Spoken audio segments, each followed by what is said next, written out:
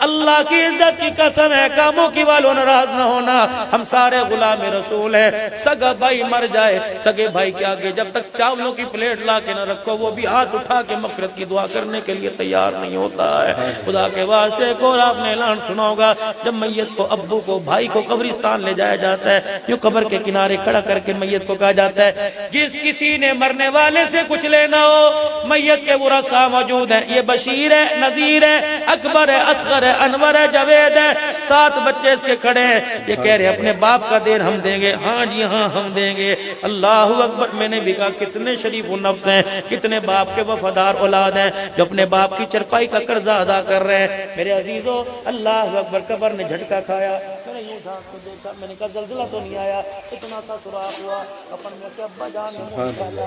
ہنسنے لگا، کہنے لگا اے میرے بچوں اور میرے 7 بچوں، تمہیں خدا کا واسطہ اوپر والوں کا قرضہ بعد میں دینا، پہلے میرا قرضہ تو ادا کر کے چلے جاؤ۔ میں نے کہا چاچا تیرا قرضہ کیا ہے؟ اور جب میرے بچوں نے کلمہ شہادت کا نعرہ لگا کے مجھے قبر میں اتارا، منکر نکیر سوٹا لے کے سامنے کھڑے ہو گئے، یہ مجھے بڑا ڈرا رہے، میرا کفن بھی ڈھیلا ہو گیا۔ ان کے ہاتھ کے اندر ایک کتاب ہے جس پہ من ربو کا لکھا ہوا ہے، ما دینو کا، من نبیو کا لکھا ہوا ہے۔ میرے بچوں سے کو خدا کا واسطہ کوئی روٹی کھاوے یا بھوکا رہ جائے پرواہ نہ کرنا، اس کا گزارا ہو جائے گا، برادری چلی جائے، رشتہ دار چلے جائیں، خاندان چلے جائیں، اور میرے بچوں میری قبر کو گھیر کے بیٹھ جاؤ، اتنا قرآن پڑھ کے سناؤ تاکہ فرشتوں کا غصہ ہی ٹھنڈا ہو جائے۔ اور میرے بچوں اتنا درود شریف پڑھو تاکہ مجھے سوالوں کے جواب دینے میں آسانی ہو جائے۔ کچھ نہیں آتا میرے بچوں، الرحمن الرحیم پڑھنا شروع کر دو، الرحمن الرحیم کہو، میری بیٹی ورد کرنا شروع کر دو،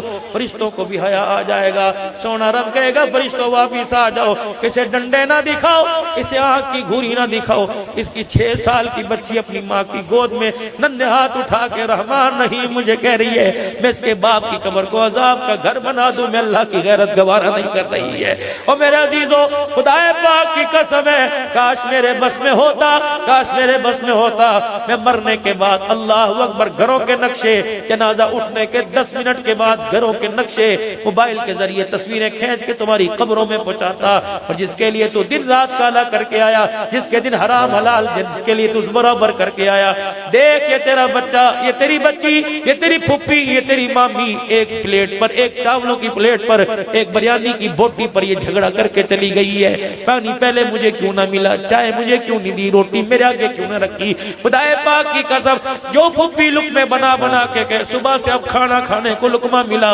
وہ پھپھی تیرے لیے رو کے ہاتھ اٹھا کے مغفرت کی دعا کیسے کرے گی؟ وہ بچہ کیسے کرے گا؟ میں نے اس بچے کو دیکھا، میں نے کہا اس کے ابو بہت ہوا تھا جو گولڈی کی سگریٹ کے کس لگا رہا ہے اور کہہ رہا ہے رو رو کے سر درد ہو گیا، یار ذرا سکون تو مجھے لینے دے، وہ دوں کہہ دے کم کر دے۔ اور میرے بھائی ہاتھ جوڑ کے آخری بات، یہ آخری بات مسافہ ہی سمجھ لو کر کے جا رہا ہوں، اپنی اپنی کوشش میرے بھی عزیزو، اپنی اپنی فکر، اپنی اپنی اللہ سے رو رو کے مغفرت کروا کے مرنا، ورنہ بعد والوں کا تو حال یہ نہیں یقین آتا، چلو میں اپنی گاڑی میں 2-3 بندے بٹھا کے قبرستان کی طرف لے جاؤں، جس قبر کے پاس جاؤ گے پوچھیں گے بتا چاچا کیا ہے، کہنے لگا 7 بچے چھوڑ کے آیا تھا، رب کعبہ کی قسم سال ہو گیا ایک بھی قبر پہ پھیرا مارنے کے لیے نہیں آیا، دکان کا رستہ سب کو یاد ہے، بینک کا رستہ سب کو یاد ہے، کھیتوں کا رستہ سب کو یاد ہے، گاڑی کی چابی کہاں پڑی، باپ کا شناختی کارڈ کہاں پڑا، باپ کا بینک بیلنس کہاں پڑا، سب کو یاد ہے، لیکن باپ کی قبر کسی کو بھی یاد نہیں آ رہی۔